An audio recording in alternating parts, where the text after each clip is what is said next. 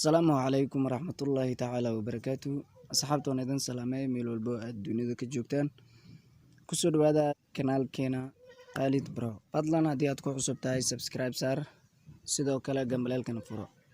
Maanta waxaan baran doonaa transition habka loogu sameeyo video ama sawir. Horta marka hore transition maxaa la yiraahdaa? Transition waxaa la yiraahdaa sawir iyo muuqaal waxa u dhaxeeyo ayaa la yiraahdaa transition.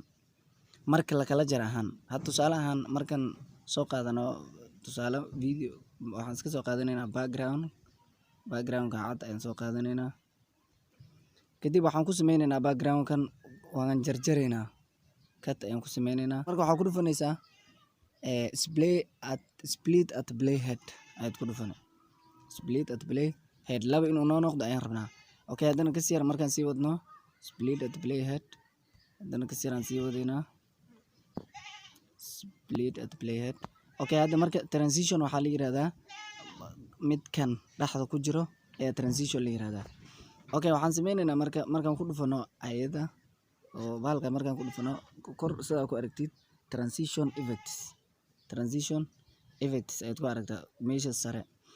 Okay, hadda wuxuu noo joogaa nan waxaan ku dhufanaynaa marka transition aan doorban rabnaa marka.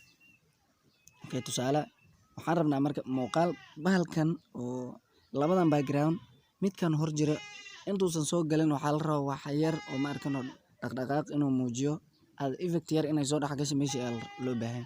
Marka transition waxaa la yiraahdaa waxyaabaha labada muuqaal dhaxdooda soo gala ayaa la yiraahdaa. Masalan sawir iyo muuqaal dhaxdooda, masalan laba sawir dhaxdooda wax soo gala ayaa waxaa la yiraahdaa transition.